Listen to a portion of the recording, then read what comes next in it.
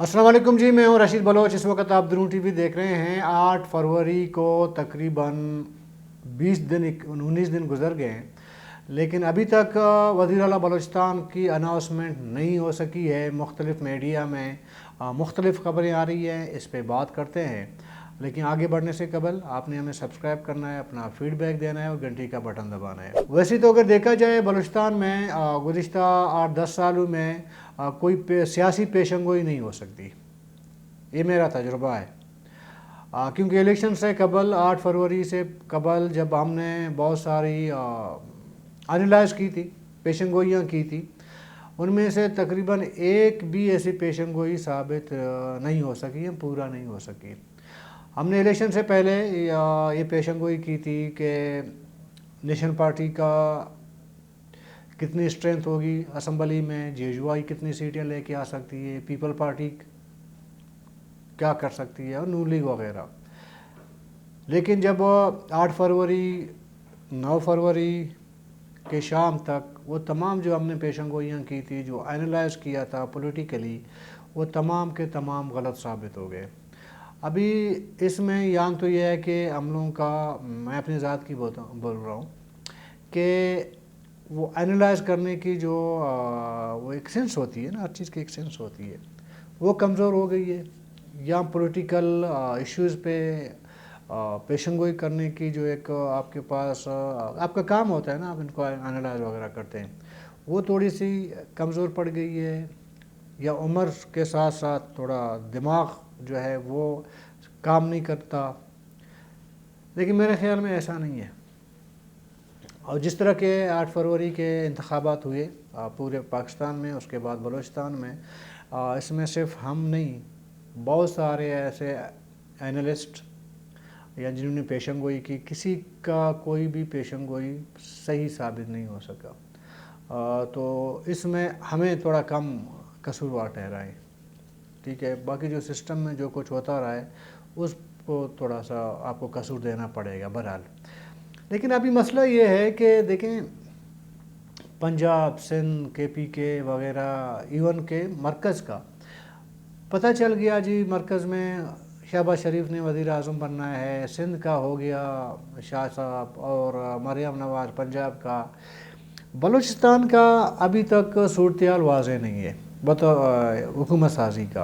ये तो एक तयशुदा बात है कि मरकज़ में नून लीग और पीपल पार्टी इकट्ठे हैं, तो बलूचिस्तान भी उनकी मजबूरी है, उनको इकट्ठे होना पड़ेगा। और ये भी तयशुदा बात है कि वज़ारत आला वो पीपल पार्टी को मिलना है। तो फिर मसला क्या है कि अब तक पीपल पार्टी फ़ैसला नहीं कर पा रही है। क्या पीपल पार्टी का जो पार्टी इंफ्रास्ट्रक्चर है वो इतना जमहूरी है कि उसके जो बोर्ड ऑफ गवर्नेंस की हो या वो सेंट्रल कमेटी, वो इत्तेफाक राय नहीं कर पा रहे हैं कि यार बलूचिस्तान में वज़ीर आला किससे बनना है।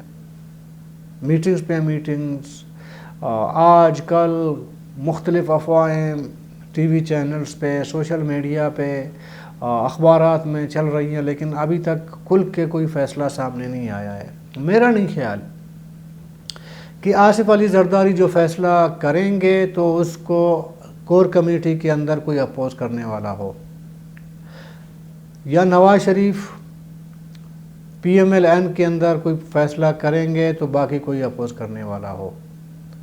वो बेचारे बाकी छोटे मोटे पार्टियां हैं, जमात इस्लामी है, नेशनल पार्टी है, PK मैप वगैरह, थोड़ी बहुत सेंट्रल कमेटी में लोगों को सुनते हैं, किसी का गुस्सा बर्दाश्त करना पड़ता है, किसी को सुनना पड़ता है, किसी का मशवरा लेना पड़ता है।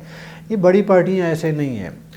मीर असद खान बीजन जो मरहूम साहब को आला जन्नत नसीब करे, उसने एक बार कहा था कि यार ये जो पीपल पार्टी या नून लीग जो बड़ी पार्टियां हैं ना, ये पार्टियां नहीं हैं, ये दरअसल आप उनको माफिया कह सकते हैं।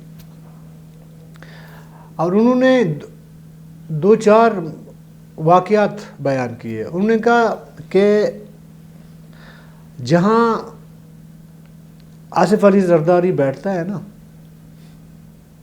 और एक फ़ैसला कर जाता है, तो फिर रज़ा रब्बानी जैसे लोगों की भी ज़रूरत नहीं होती कि उनके सामने वो अपोज़ कर ले।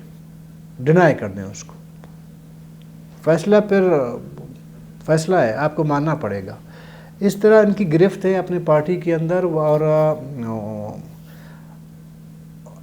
گرفت تو ظاہر ہے کہ پارٹیوں کے اندر ہوتا ہے، لیکن یہ کہ فیصلہ سازی میں وہ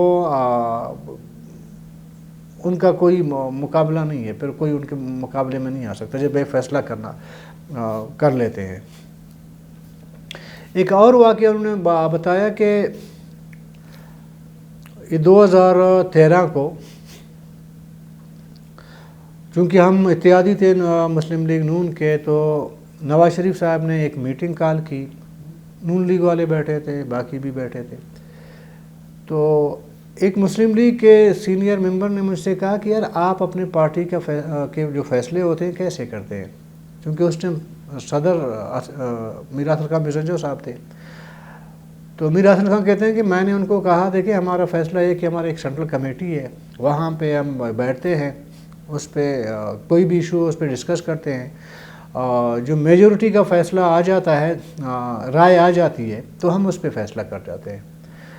تو پھر میں نے مسلم لیگ نون کے اس موسٹ سینئر بندے سے پوچھا کہ آپ لوگ کیسے فیصلے کرتے ہیں. انہوں نے کہا میں آپ کو ایک مثال دے دیتا ہوں، پھر آپ خود امیجن کریں ہمارے فیصلے کیسے ہوتے ہیں. میں نے کہا چلیں بتا دیں. انہوں نے کہا کہ جس ٹائم یہ ممنون حسین پریزیڈنٹ بنے نا پاکستان کے، بولتے ابھی فیصلہ ہونا تھا مسلم لیگ نون کا کہ صدر کس کو بنانا ہے. تو نواز شریف صاحب نے تمام اپنے سینٹرل کمیٹی کے جو لوگ تھے ان کو بلایا، سب سے فردر پوچھا کہ جی صدر کس کو بنانا چاہیے. لوگوں نے مختلف رائے دی. اکثریت نے یہ فیصلہ کیا، یعنی کہ رائے دی میاں نواز شریف صاحب کو کہ شاید خاقان عباسی کو صدر بنا دے، یا دوسرا انہوں نے کہا پرویز رشید کو. ان دونوں میں سے کسی ایک کو آپ لوگ صدر بنا دیں. مطلب اکثریت نے یہ فیصلہ کیا کہ یہ دونوں بہتر ہے ہمارے پارٹی کے وغیرہ وغیرہ. تو میاں صاحب نے کہا چلیں ٹھیک ہے، آپ لوگوں نے اپنی رائے دے دی. سب نے کہا جی، بولتے ہیں چلیں ٹھیک ہے. ابھی گھنٹی بجایا، بندہ آ گیا تو ان کو کہا کہ یار ممنون حسین صاحب کو بلائیں. ممنون حسین صاحب آ گئے تو سب کو کہا کہ جی آپ کا صدر یہ ہے. جیسے وہ انٹر ہوئے کمرے میں تو میاں صاحب نے تمام اپنے سینٹرل کمیٹی کے لوگوں کو کہا کہ یہ جو بندہ کھڑا ہے نا ممنون حسین، یہ آپ کا صدر ہوگا پاکستان کا. حالانکہ اس سینٹرل کمیٹی کے اندر کبھی ممنون حسین کا کوئی ایک بندے نے بھی ڈسکس نہیں کی. نہ نواز شریف نے کہا کہ جی ایک اور بھی بندہ ہے ممنون حسین اس کا نام ہے، اس پر بھی تھوڑا غور کریں اس کے نام پہ. نہیں، کسی کو پتہ ہی نہیں تھا ممنون حسین کون ہے. انہوں نے کہا یہ صدر ہے. تو سر یہ ہوتی ہے ان بڑی پارٹیوں میں اس طرح کے فیصلے ہوتے ہیں. ابھی پیپل پارٹی اتنے دنوں کے بعد وزارت اعلیٰ کا فیصلہ نہیں کر پا رہی ہے. کیا کوئی پریشر ہے؟ میرا نہیں اندازہ. دیکھیں اس بارے میں سوشل میڈیا پہ لوگ پوچھتے ہیں، پرسنل پوچھتے ہیں کہ یار کون بننے جا رہا ہے. میرا یہ خیال ہے کہ اس وقت تک جتنی خبریں آئی ہیں وہ تمام کے تمام افواہیں ہیں.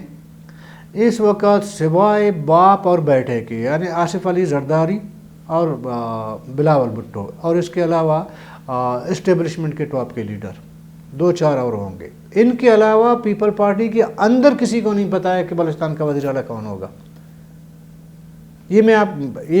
اب میں یہ سمجھ چکا ہوں. باقی اس پہ کوئی تجزیہ نہیں ہو سکتا. پہلے کہا جا رہا تھا کہ جی سرفراز بھگٹی امیدوار ہے، نواب ثناء اللہ زہری امیدوار ہیں.